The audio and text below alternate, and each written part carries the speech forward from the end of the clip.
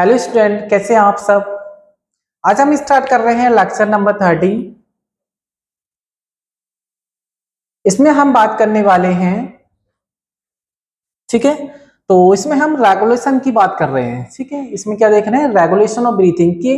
Regulation breathing में क्या होता है कि इसका कंट्रोल कहाँ से होता है, कि आप जो रेस्पिरेशन कर रहे हो उसका कंट्रोल कहाँ से होता है, ठीक है, और किस तरह से इसका कंट्रोल होता है, ठीक है। तो आइए हम देखते हैं।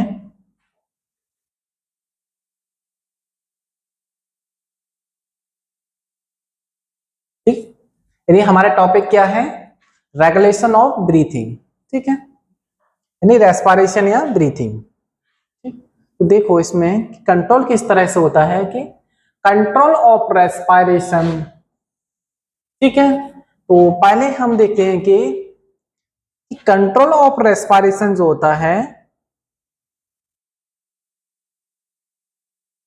ठीक है। तो चलो, ठीक है, कुछ रिसेप्टर्स प्रेजेंट होते हैं, क्या है, कुछ जैसे ये है कीमो रिसेप्टर रेगुलेट करते हैं रेस्पिरेशन को, यानी क्या है कि कुछ कीमो रिसेप्टर। रिसेप्टर्स अब देखो, पहले ये समझते हैं कीमो क्या है और रिसेप्टर्स क्या होते हैं, रेगुलेशन। पहले देखते हैं रिसेप्टर, पता होगा, ठीक है। देखते हैं कि रिसेप्टर एक्चुअली क्या होते हैं, ठीक है। तो जो लिगेंड रिसेप्टर से जाकर के बाइंड करते हैं, मतलब क्या है, एक कोई भी एक प्लेस होता है जहां पर आकर कोई एक बाइंड कर जाता है, स्पेशली उसी के लिए रहेगा, ठीक है। मतलब ये है कि मान लो ये यहाँ पर क्या है, ये रिसेप्टर लगा हुआ है, ठीक है।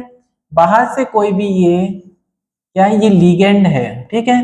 तो जो लिगेंड होता है आकर के किससे बाइंड करता है, रिसेप्टर्स पे, ये चीज प्रोसेस, ठीक है।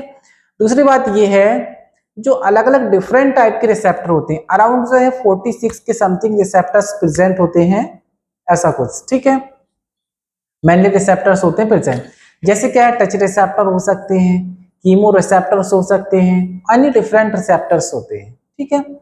इन रिसेप्टर्स का काम क्या होता है, ये सीधा सिग्नल को पहुंचाते हैं आपके ब्रेन तक। जैसे ही आपको किसी ने टच किया, तुरंत आपको मालूम पड़ जाता है किसने मुझे टच किया, ठीक है। जैसे टच रिसेप्टर होते हैं, ठीक है। जैसे किसी ने टच किया तो ये सेंसर रिसेप्टर्स होते हैं, सेंसरी रिसेप्टर्स होते हैं, ठीक है। जो किसी भी चीज को आप जैसे पता है उसको सेंस कर लेते हैं उस चीज को, ठीक है। क्योंकि जैसे ही आपको, जैसे मान लो ये टच रिसेप्टर था, जैसे आपको किसी ने टच किया या आपको पिन पिन वगैरह किसी ने चुभाया, तो सीधा आपके ब्रेन तक सिग्नल जाता है और उससे आपको मालूम पड़ जाता है। किसके हेल्प से पता पड़ा है, ये रिसेप्टर्स की हेल्प के, ठीक है। तो देखो रिसेप्टर्स जो प्रेजेंट होते हैं, जैसे ये है कीमो रिसेप्टर्स, ठीक है। कीमो रिसेप्टर रेगुलेशन देखेंगे तो दो टाइप से इसका रेगुलेशन होता है, ठीक है। अब दो टाइप से रेगुलेशन कौन सा, एक तो सेंट्रल होता है, दूसरा होता है पेरिफेरल, ठीक है। पहला ये क्या है, सेंट्रल होता है। सेंट्रल का मतलब क्या है, मेडुला ऑब्लांगेटा, ठीक है, यानी मेडुला ऑब्लांगेटा या ऑब्लोगेटा होता है, ठीक है, ये तरह से, ठीक है।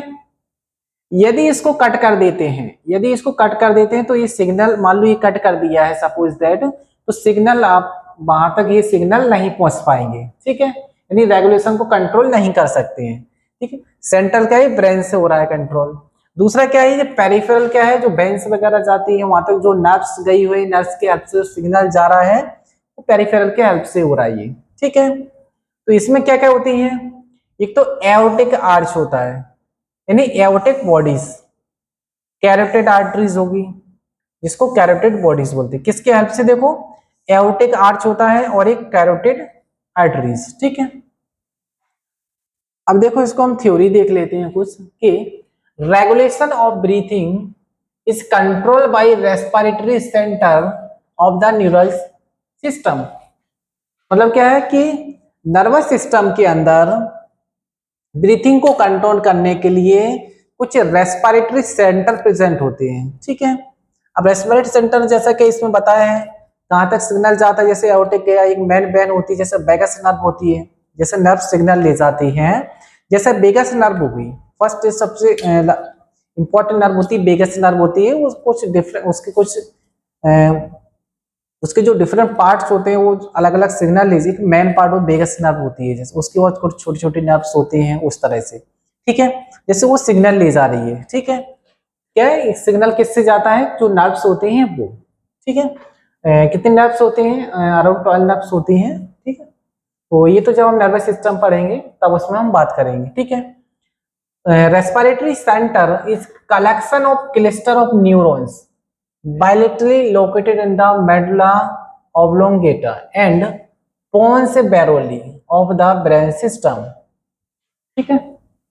ये क्या है, pons baroli of the brain system और medulla oblongata, तो ये लोकेटेड होते हैं वहां पे पास में।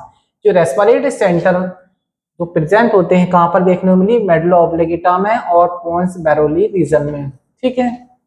रेस्पिरेटरी सेंटर मेडुलरी रिदमेटिकली एरिया होता है, कैसा है ये कि रिदमिकली एरिया होता है और न्यूमोटॉक्सिक एरिया होगा, ठीक है।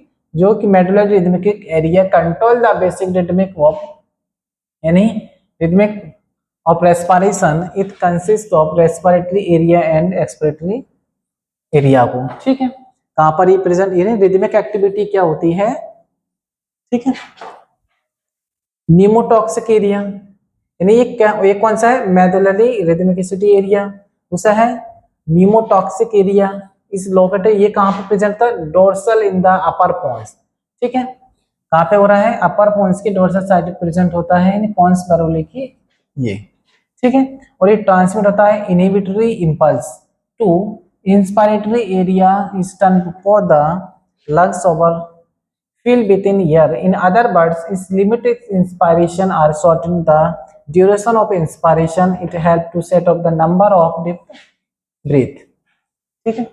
चलो तो इसको हम अभी डायग्राम की हेल्प से समझते हैं, ठीक है। चलो देखो देखो पहले हम इसमें थ्योरी देख लेते हैं, उसके बाद इसको बात करते हैं, ठीक है। देखो ये क्या है, एपनोस्टिक एरिया, तीसरा क्या है, एपनोस्टिक एरिया, यानी क्या है, apneustic area. Apneustic area is also located dorsally in the lower pons, यानी क्या है, dorsally in the lower pons, ठीक है। कहां पे ये पोन्स के, ये अभी देखते हैं, ठीक है। It send activity stimulate the respiratory area for prolong inhalation resulting in long deep inspiration or on activation pneumotoxic areas override the nerve impulses of the apnostic area, ठीक है। ठीक है, देखो ये क्या है, ब्रेन का ये जो पार्ट दिया हुआ है ये वाला, ठीक। अब ये देखो, ये मेडुला ऑब्लिगेटा, ठीक है। ये क्या है, मेडुला ऑब्लिगेटा, ठीक है, ये, ठीक है। जहां पर क्या होते हैं, नर्व सेंटर देखने को मिलते हैं, यहाँ पर क्या है, नर्व सेंटर प्रेजेंट होते हैं, ठीक है। इन पे नहीं जाना है, ये हाइपोथैलेमस का क्या काम होता है, ठीक है। ये सिर्फ देखना, मिड ब्रेन वाला, ब्रेन का ये मिड पार्ट होता है, पिट्यूटरी ग्लैंड्स यहाँ पे ये प्रेजेंट होती हैं, ये वाली, ठीक है। ये देखो यहाँ पर अब सेंटर कौन कौन से हैं, देखो जो एरिया की बात की है कि ये देखो एपनोस्टिक एरिया कौन सा होता है, एपनोस्टिक एरिया कहाँ पे प्रेजेंट होता है, ये वाला है यहाँ पर क्या है, एपनोस्टिक एरिया ये प्रेजेंट होता है, ये क्या है, एपनोस्टिक एरिया, ठीक है। और ये वाला देखो यहाँ पर प्रेजेंट हो रहा है, यहाँ पर प्रेजेंट होता है एपनियोस्टिक एरिया, ठीक है। देखो एपनोस्टिक एरिया जो होता है लोकेटेड कहाँ पे, देखो dorsal in the lower pons, यानी ये। अब यहाँ पे क्या है, किसके लिए है, एरिया जो प्रोलॉन्ग होता है इनहेलेशन रिजल्टिंग के लिए, इन लॉन्ग और डीप इंस्पायरेशन के लिए, ठीक है।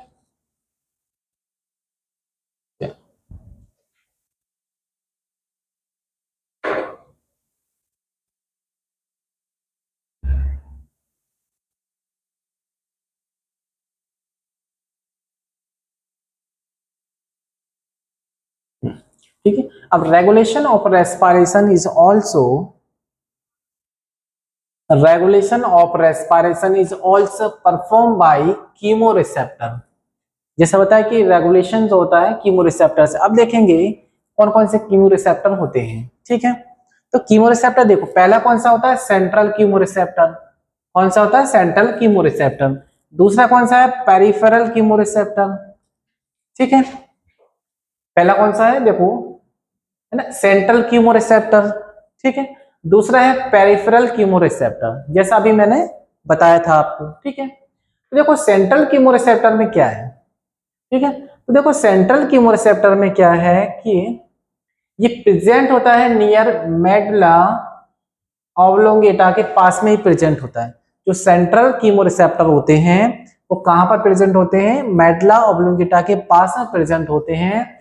ये क्या होते हैं, ये सेंसिटिव होते हैं किसके लिए, देखो ये सेंसिटिव किसके लिए है, changes in the concentration of hydrogen ion और PCO2, ठीक है। किसके लिए है ये सेंसिटिव, किसके लिए हो रहे हैं, change in concentration of hydrogen ion और PCO2 के लिए, कि जो कंसंट्रेशन में चेंज कर, यहाँ से कौन सा कंसंट्रेशन, यदि हाइड्रोजन आयन और PCO2 कंसंट्रेशन में चेंज आता है तो ये जो है इसके लिए सेंसिटिव कौन से होते हैं, रिसेप्टर्स, ये सेंट्रल कीमोरिसेप्टर होते हैं जो मेडुला ऑब्लोंगेटा में प्रेजेंट होते हैं, ठीक है। और both in cerebral spinal fluid और both in cerebral spinal fluid में, दोनों क्या होते हैं, सेरेब्रल स्पाइनल फ्लूइड में भी होते हैं ये, ठीक है। दूसरा क्या है, पेरिफेरल कीमोरिसेप्टर क्या है, ठीक है। अब पेरिफेरल कीमोरिसेप्टर में देखें क्या क्या इंक्लूड किया गया है, जैसा अभी बताया था फर्स्ट टाइम, क्या था, एक तो एओर्टिक बॉडीज क्या होती है और दूसरा था कैरोटिड बॉडीज, ठीक है। क्या है, एओर्टिक बॉडीज था, एओर्टिक आर्च था और कैरोटिड आर्च, ठीक है। एओर्टिक आर्च में क्या, ये क्लस्टर होते हैं कीमोरिसेप्टर के, ये क्या है, क्लस्टर होते हैं कीमोरिसेप्टर के जो लोकेटेड होते हैं in the ball of aortic arch, ठीक है। कहां पर लोकेटेड होते हैं, ये ball of aortic arch and in the orbital nodule in the ball left and right common carotid arteries are sensitive to change in the concentration of PO2 hydrogen concentration and PSO2। ये किसके लिए change करते हैं, concentration of PCO2 hydrogen ion PO2 के लिए change के लिए यहाँ पर ये प्रेजेंट होते हैं। नॉर्मली PCO2 इन आर्टरी ब्लड में, ये तो पता है, even slight increase in PCO2 stimulation the central chemoreceptor which responds vigorous to the resulting increase in hydrogen concentration level। Peripheral chemoreceptor are stimulated by both the high PCO2 and rise hydrogen concentration, ठीक है।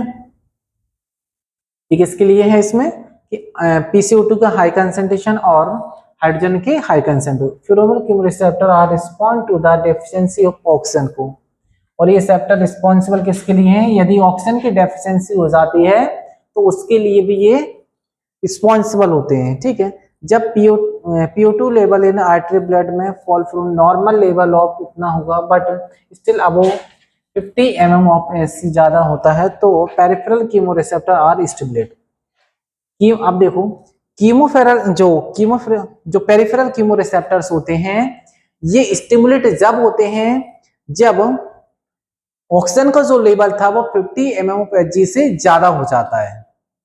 जैसे ही यानी जो इसका level जो था oxygen का वो 50 mm ऑफ Hg से जैसे ही ज्यादा होगा तो ये स्टिमुलेट हो जाएंगे ये सेंटर, ठीक है। चलो ठीक है, देखो इसमें ही लिखा है कि द कीमोरिसेप्टर पार्टिसिपेट, और ये पार्टिसिपेट किसमें करते हैं, जो कीमोरिसेप्टर होते हैं देखो ये साथ में क्या करते हैं, नेगेटिव फीडबैक भी काम करते हैं। ये क्या काम कर रहे हैं, ये नेगेटिव फीडबैक का भी काम करते हैं। नेगेटिव फीडबैक का मतलब क्या होता है, ये तो काम कर रहे हैं और उसके बाद क्या करते हैं, उसका लेवल ज्यादा डाउन ना हो जाए या ज्यादा लेवल बढ़ ना जाए, उसको कंट्रोलिंग करने के लिए एक तो पॉजिटिव सिग्नल भी देते हैं, यदि कोई कम होता है तो उसको बढ़ाने का काम करते हैं, ज्यादा ना बढ़ जाए उसको कंट्रोलिंग के लिए नेगेटिव फीडबैक रहता है जिससे उसको नेगेटिव कर सकते हैं, ठीक है। ये है ना system to regulate the level of PO2 है ना, CO2 and high concentration in blood में, ठीक है। इसको क्या है, ये इस तरह से मान लो, इस तरह से इसको पॉजिटिव कर रहे हैं, पॉजिटिव सिग्नल भी दे रहे हैं, ठीक है, कीमोरिसेप्टर, और दूसरी तरफ से क्या है, ये सिग्नल नेगेटिव वाले भी सिग्नल दे रहे हैं, मतलब क्या है, ये लेवल बढ़े ना, कंट्रोलिंग में रहे, ठीक है। इंक्रीज PCO2 डिक्रीज pH और decrease PO2 input from the central peripheral chemoreceptor cause inspiratory area become highly rate and depth of breathing increase.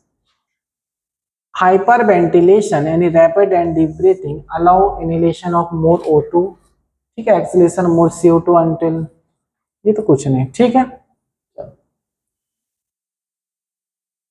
देखो नोट में क्या लिखा हुआ है यहाँ पे कि inspiratory centre is more strong होते हैं। कौन से? जो इंस्पायरेटरी सेंटर होते हैं, inspiratory centre is more strongly stimulate, ठीक है, मतलब ये है कि जो इंस्पायरेटरी सेंटर होते हैं वो मोर स्ट्रांगली स्टिमुलेट होते हैं जब PCO2 का लेवल जो होता है नॉर्मल से ज्यादा बढ़ जाता है। ये क्या लिखा है कि इंस्पायरेटरी सेंटर जो होते हैं मोर स्ट्रांग होते हैं और ये स्टिमुलेट जब होते हैं जब PCO2 का लेवल नॉर्मल से ज्यादा बढ़ जाता है, then PO2 is falling below normal, जब नॉर्मल से इसका लेवल कम हो जाता है।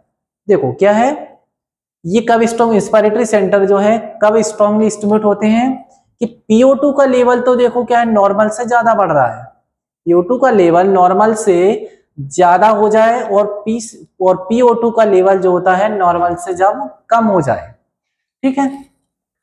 रिजल्टिंग पीपल लाइक जैसे swimmers who hyperventilation voluntary and cause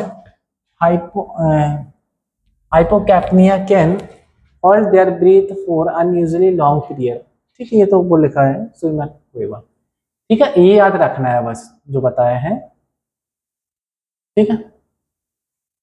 चलो ठीक, ये क्या है देखो, इन्फ्लेशन रिफ्लेक्स या फिर हेरिंग ब्रियो रिफ्लेक्स, क्या इन्फ्लेशन रिफ्लेक्स या फिर हेरिंग ब्रियो रिफ्लेक्स क्या होता है, ठीक, ये रिफ्लेक्स होता क्या है देखो इसको समझते हैं, ठीक है। ये क्या एक इमरजेंसी रिफ्लेक्स होता है, ये क्या है, ये एक इमरजेंसी रिफ्लेक्स आर्च होता है। इस कंडीशन में क्या होता है कि जो न्यूमोटॉक्सिक जो एरियाज होते हैं वो फेल हो जाते हैं, ठीक है, टू स्विच ऑफ द, जिससे क्या हो जाता है जो इंस्पायरेटरी एरिया होते हैं वो बंद हो जाते हैं, ठीक है। लंग्स और the lungs will continue to get fill up with air and the alveoli में एक्सपैंड एंड बस्ट, इससे क्या वो बस्ट हो जाते हैं, फट जाते हैं। इन्फ्लेशन रिफ्लेक्स या हेरिंग ब्रियो रिफ्लेक्स क्या होता है, इस कंडीशन में क्या होता है, ये एक इमरजेंसी रिफ्लेक्स होता है, ये क्या होता है, एक इमरजेंसी रिफ्लेक्स होता है। जैसे इमरजेंसी अलार्म लगी रहती है, एक इमरजेंसी अलार्म के बारे में सुना होगा कि कोई भी चीज यदि होती है कंटिन्यू तो ज्यादा होता है तो वो अलार्म दे देती है उसके लिए, जी ऐसे इमरजेंसी के लिए जैसे क्या एक इन्फ्लेमेटरी रिफ्लेक्स होता है या एक हेरिंग ब्रियो रिफ्लेक्स होता है। इस रिफ्लेक्स का काम ये होता है कि जब भी एक इमरजेंसी रिफ्लेक्स होता है, ठीक है, इस कंडीशन में क्या होता है, इन कंडीशन वेयर, ये कब काम आगा कि जब जो न्यूमोटॉक्सिक एरिया होते हैं, अभी बताया था कि न्यूमोटॉक्सिक एरिया क्या होते हैं, CO2 हाइड्रोजन का लेवल, ठीक है, इनको कंट्रोल करके रखते हैं। अब इसको कंट्रोल नहीं हो पा रहा, अब जो न्यूमोटॉक्सिक जो एरिया था ये एरिया ही फेल हो गया, मतलब एक एरिया काम करना बंद कर गया, तो इस कंडीशन में अब क्या होगा, हाइड्रोजन लेवल CO2 का लेवल क्या है बढ़ता जाएगा और इतना ज्यादा बढ़ता जाएगा, ऑक्सीजन का लेवल होता है इतना ज्यादा बढ़ता जाएगा कि जो lungs will continue get fill up, मतलब ये इतना ज्यादा उसमें एयर भर जाएगी एल्वलाई में कि ये एक्सपेंड बस्ट हो जाएगी एल्वलाई, एल्वलाई क्या हो जाएगा, यानी मान लो ये एल्वलाई है और इसमें एयर आती जाएगी कंटिन्यू, इसमें एयर आती जाएगी इसमें कंटिन्यू और एक तरह से ये फट जाएगा यानी बस्ट हो जाएगा, ये क्या हो जाएगा बस्ट, ठीक है, क्योंकि न्यूमोटॉक्सिक एरिया जो है वो फेल हो गए इसलिए। To avoid this condition stage receptor या baroreceptor in the wall of bronchi and bronchioles which invited by vagus nerve ending send inhibitory signal to the inspiratory area for the inhibit aplastic area which start exhalation with deflect the lungs, stress receptor are no longer stimulate, inspiratory and apoptotic area are no longer inhibited. This reflex referred to as the inflation यानी hearing brewer reflex is mainly, ये क्या है, mainly protective mechanism होती है किसके लिए, preventing excessive inflation of the lungs, इसको रोकने के लिए काम आती है। ठीक है, इसको तुरंत रोकने के लिए आई कि भाई ये इस तरह से काम हो गया है यहाँ पे, उसको रोक दो, अलार्म की तरह ये काम करता है। ठीक है, क्लियर, चलो ठीक है। अब देखते हैं हम कुछ आर्टिफिशियल के बारे में। रेस्पिरेशन पढ़ा है, अब आर्टिफिशियल रेस्पिरेशन क्या होता है। ठीक है, देखो, ठीक है, देखो आर्टिफिशियल रेस्पिरेशन क्या होता है, यानी आर्टिफिशियल रेस्पिरेशन क्या होता है। रेस्पिरेशन तो पढ़ा है, लेकिन आर्टिफिशियल क्या मतलब होता है। आर्टिफिशियल का मतलब क्या होता है, ठीक है, यानी बाहर से उसको ऑक्सीजन दी जाए उसको। ठीक है, इसको हम समझते हैं अभी डायग्राम की हेल्प से भी। देखो आर्टिफिशियल ब्रीथिंग या आर्टिफिशियल रेस्पिरेशन या वेंटिलेशन एक लाइफ सेविंग टेक्निक होती है। ये क्या है, ये एक लाइफ सेविंग टेक्निक होती है। मतलब लाइफ सेविंग का मतलब ये है, कोई सांस नहीं ले पा रहा है तो उसको बाहर से ऑक्सीजन दे दो, क्योंकि इमरजेंसी में वहां पे कहीं ऑक्सीजन सिलेंडर प्रेजेंट नहीं है, लेकिन उसको इमरजेंसी में ऑक्सीजन देनी है, तो इसके लिए क्या है, एक आर्टिफिशियल ऑक्सीजन आप उसको दे सकते हैं, माउथ टू माउथ हो सकती है या उसको वेंटिलेशन की हेल्प से दे सकते हैं। ठीक है, यदि कोई मान लो देखा होगा आपने कि कोई नदी या कुछ में चला जाता है तो उसको कभी कभी ऑक्सीजन नहीं ले पाते, तो उसको माउथ टू माउथ से भी ऑक्सीजन दी जाती है। ठीक है, ये ठीक है, ये क्या है, लाइफ सेविंग टेक्निक होती है। ये प्रोवाइड करती है oxygen to the lungs when person can not breathe या फिर on due to the emergency, यानी क्या इमरजेंसी के दौरान ये काम आती है। ठीक है, और ये एक मेडिकल कंडीशन में ही काम आती है, यदि ऑक्सीजन नहीं ले पाते हैं और उस मरीज को जो उसको वेंटिलेशन पे रख दिया जाता है। मेथड इसमें कौन कौन सी हो सकती हैं, देखो एक तो माउथ टू माउथ होती है। ठीक है, कैसे होती है मैं बताता हूँ। अदर क्या मैनुअली टेक्निक भी होती हैं, कुछ शॉर्ट टर्म्स होते हैं। ठीक है, मैकेनिकल वेंटिल है ना, ventilators for prolonger support in medical setting in essentially for stabilize air be and their manually force air is usually machine to regulate air exchange continue the process until ये। ठीक है, देखो इसमें हम समझते हैं ये क्या होती है। ठीक है, अब इसके काम क्या क्या हैं। अभी why artificial breathing is needed, हमें आर्टिफिशियल ब्रीथिंग की जरूरत क्यों पड़ती है। कोई शौक से करता है कि कोई शौक से देता है किसी को, नहीं ना, इसकी जरूरत क्यों पड़ रही है। देखो ये इसकी जरूरत हमें जब पड़ती है जब हमें इमरजेंसी होती है।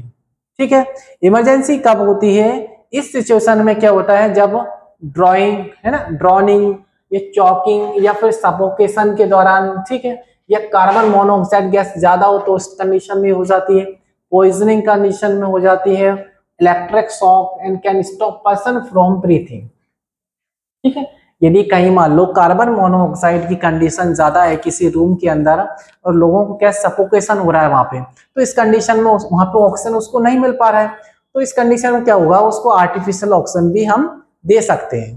ठीक है, यानी कहीं यानी मान लो कार्बन मोनोऑक्साइड की उसका अमाउंट ज्यादा है और इसकी एफिनिटी ऑक्सीजन से ज्यादा होती है, तो हीमोग्लोबिन से इजीली बाइंड करता है।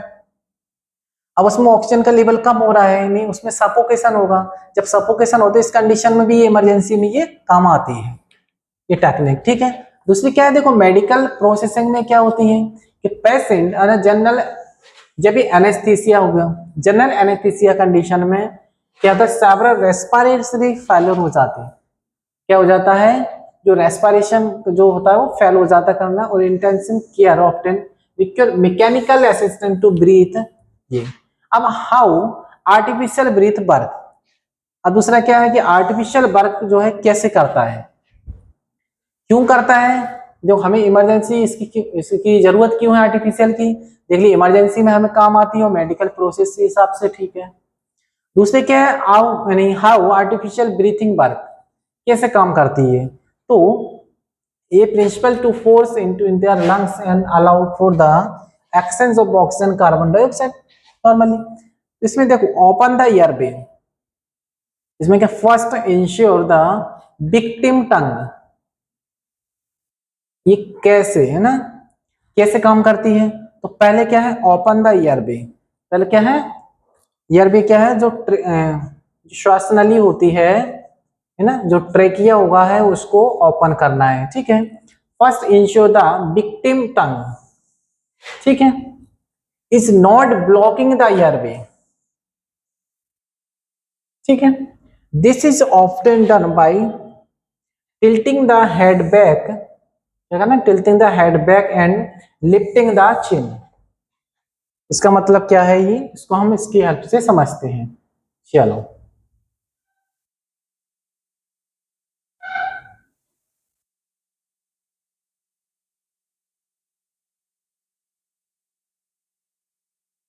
चलो इसमें हम इसकी हेल्प से समझ लेते हैं कि प्रोवाइड वेंटिलेशन, ठीक है, यानी प्रोवाइड वेंटिलेशन में क्या है, देखो ये दो डायग्राम दिए हुए हैं, पहले हम इसको देखते हैं।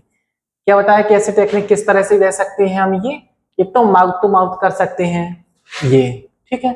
इसमें क्या होता है ये कॉमन मैन्युअली, देखो ये दिख रहा होगा किस तरह से ये कर रहा है यहाँ पे, यानी माउथ टू माउथ ब्रीथिंग कर रहा है ये इमरजेंसी कंडीशन में देना है किसी को, वहां पे सिलेंडर की मतलब ऑक्सीजन सिलेंडर नहीं है, वो ऑक्सीजन नहीं ले पा रहा है वो, तो इस कंडीशन में क्या होता है ये टेक्निक काम आती है, ठीक है। ये क्या देखो ये कॉमन मैन्युअली मेथड होती है ये, where is the rescue seal the victim mouth, क्या है victim mouth with their on and blow air into their lungs until the chest rises, ठीक है, यानी क्या है victim mouth with the air on the. दूसरा क्या है मैकेनिकल वेंटिलेशन, ठीक है, वेंटिलेशन का inspiration expand process of breathing वाली, ये क्या है ये हॉस्पिटल में होती है, ये क्या हॉस्पिटल में आपने देखी होगी, तो इस तरह से मशीन आपने हॉस्पिटल में जरूर देखी होगी, ठीक है, ये वाली मशीन आपने हॉस्पिटल में जरूर देखी होगी, ठीक है। ये इस तरह से लिटा दिया जाता है पेशेंट को क्योंकि ये ऑक्सीजन नहीं ले पा रहा है, तो इसको इस तरह से वेंटिलेशन पे रख दिया। इसमें वेंटिलेशन पे क्या होता है, रखने से क्या होता है, मतलब कोई मान लो डेथ हो जाती किसी की, तो मतलब एक आध दिन तो इसको एडजस्ट कर सकते, रख देते उनको, तो पैसा बनाते हैं हॉस्पिटल में, इसलिए। दूसरी बात ये भी है यहाँ पे, ये आपको बताना है कि ये जो वेंटिलेशन पे यदि कोई पेशेंट रखा हुआ है तो ये लिविंग में आएगा या फिर नॉन लिविंग में आएगा,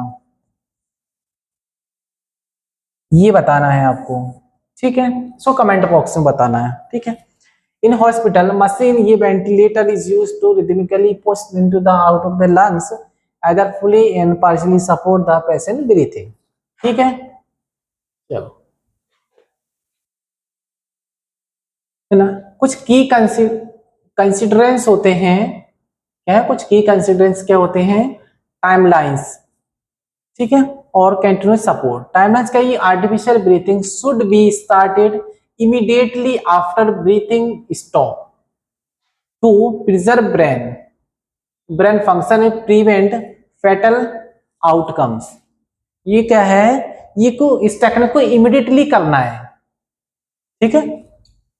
ब्रीथिंग जैसे ही रुकती है तो इस टेक्निक आपको तुरंत ही उसको माउथ टू माउथ ब्रीथ देना है, या फिर उसको वेंटिलेशन की हेल्प से उसको ये देना है आपको ब्रीथिंग टाइम पे, उसको आर्टिफिशियल ब्रीथ कराना है। ये कंटिन्यूस सपोर्ट क्या है, ये process should be continuous until the person start breathing on their own and medical help here.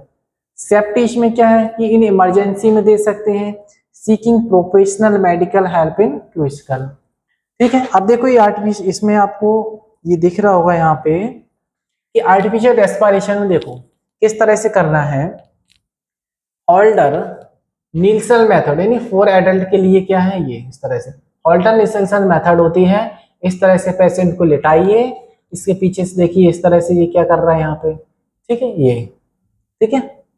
Second method ये करना है आपको, ठीक है। थर्ड नंबर पे देखो इस तरह से ये, ठीक है ये। अभी 4 चाइल्ड अंडर 5 ईयर के अंदर अगर बच्चा हो तो इस तरह से इसको लिटा करके इस तरह से ही करना है, ठीक। स्कैपुलर मेथड होगी ये, ठीक है, और डिफरेंट मेथड होते हैं, ठीक है, इस तरह से ये क्या है, सिल्वेस्टर मेथड होते हैं, क्यों डिफरेंट मेथड और भी हैं ये, ठीक है, आर्टिफिशियल की। चलो ठीक है,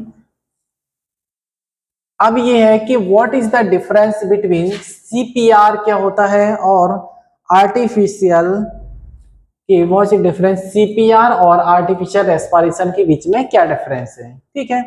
तो सीपीआर एक कॉम्प्रिहेंसिव लाइफ सेविंग टेक्निक होती है जो कंबाइन करती है chest compression to manually pump blood and rescue breath, यानी artificial respiration to provide oxygen to the lungs used when someone not breathing and has no pulse। CPR अलग होता है, एक नहीं होती, दोनों चीजें सीपीआर और आर्टिफिशियल रेस्पिरेशन एक जैसी नहीं होती है, ठीक है। सीपीआर कब करते हैं, इसमें यानी is not breathe and has no pulse, यानी ब्रीथ और पल्स ना चल रही हो तब की ये बात करते हैं, यूज होती है कब, जब ब्रीथ और पल्स चल नहीं रहे हो तब के लिए यूज होती है।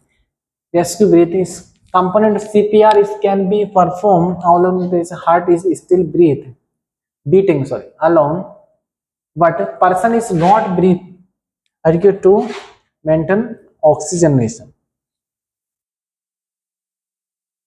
चलो ठीक है,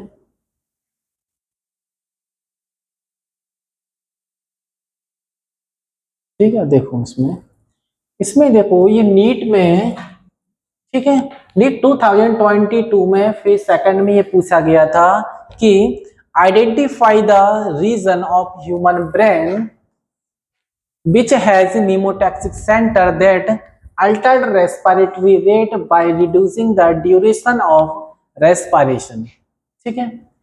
किसमें, यानी ह्यूमन ब्रेन के अंदर न्यूमोटैक्सिक जो सेंटर थे वो पहले ये कहां पर थे, ये अभी मैंने पढ़ा है, क्या सेरिब्रम में था, मेडुला के अंदर या पॉन्स के अंदर या थैलेमस के अंदर, ठीक है। पहले आपको इसको आंसर को कमेंट बॉक्स में डालिए, ठीक है, यदि आपने अच्छे से पढ़ा है तो, ठीक है। चलो उसके बाद हम इसका आंसर देखेंगे, ठीक है। तो कहां पे पढ़ा था ये, पॉन्स के अंदर, ठीक है। Option C is correct answer and pneumotaxic centre is present in the pons region the brain that can, ठीक है, function of the respiratory centre.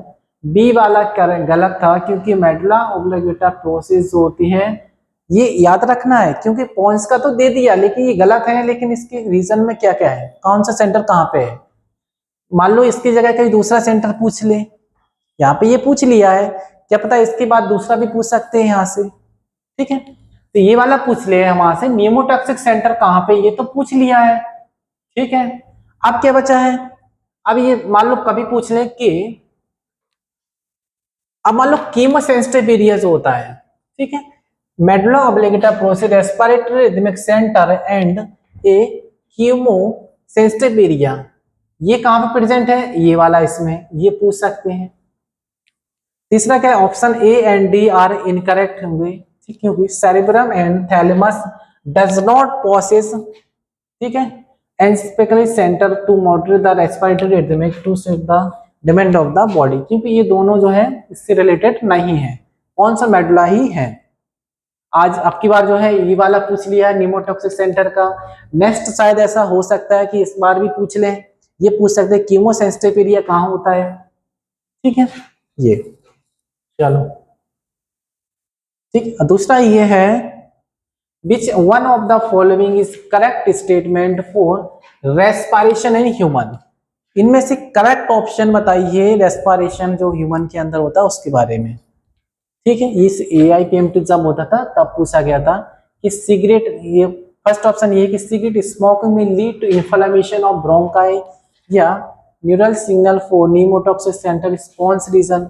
Pneumotaxic center in pons region of brain can increase the duration of inspiration, याद रखना है। अभी बर्कर is grinding and stone, यानी worker in grinding and stone breaking industries में suffer from lung, ठीक है, fibrosis, ठीक है, जो स्टोन वगैरह काम करते हैं इंडस्ट्री में उनको क्या हो जाता है, from lung fibrosis disease. About 90% carbon monoxide, ठीक है, 2 is carried by haemoglobin as compare to, ज्यादा होती है इसमें, हाँ ठीक है। इसमें बताना है, करेक्ट स्टेटमेंट बताना है कौन सा है कि सिगरेट स्मोकिंग जो होती है क्या इन्फ्लेमेशन, ब्रोंकाई की इन्फ्लेमेशन कर देती है। चलो ठीक है, चलो इसको समझते हैं क्या है। देखो इसका आंसर क्या है, सी वाला जो है करेक्ट आंसर है, ठीक है। सी वाला कौन सा क्या है, ये वाला। Worker is grinding and stone breaking industry में सफर फ्रॉम, इस तरह से, ठीक, क्योंकि ये वाला तो टोटली गलती है। जो इसमें पूछा जाता है करेक्ट स्टेटमेंट बताना था ये, हाँ ठीक है।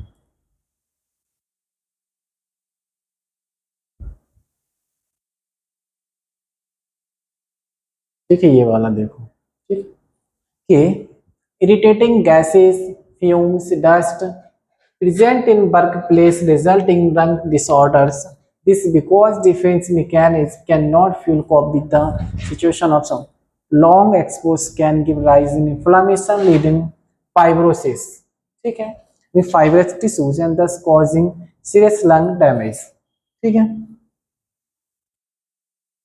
तो थैंक यू, आज के लिए इतना ही काफी है। ठीक है, इसके बाद एक दो लेक्चर और रह गए, ये हमारा चैप्टर जो है फिनिश होता है। इसके बाद हम न्यू चैप्टर लेके आ रहे हैं सर्कुलेशन। ये आपके बॉडी हेल्थ से भी रिलेटेड है और ये एजुकेशन से भी रिलेटेड है। ठीक है, यदि जो बच्चे बायोलॉजी नहीं लिए हैं वो भी इसके बाद जो लेक्चर लेकर आ रहा हूं मैं, लेक्चर सीरीज जो चलने वाली है सर्कुलेशन की, वो जो बायोलॉजी नहीं लिए हुए हैं वो भी स्टूडेंट इसको देख सकते हैं। क्योंकि ये पहली बात तो ये है, जो ह्यूमन फिजियोलॉजी वाला चैप्टर्स दिया हुआ है, जो भी इसमें ह्यूमन फिजियोलॉजी में जितने भी चैप्टर्स हैं वो सभी क्या है, आपके उससे जो आपके डेली यूजेस हैं, ठीक है, उससे ये पूरा जुड़ा हुआ है। ठीक है, किसी भी रिपोर्ट को आप आसानी से पढ़ सकते हैं, समझ सकते हैं। ठीक है, ये सिर्फ मेडिकल या फिर बायोलॉजी स्टूडेंट के लिए नहीं है। ठीक है, सो थैंक यू।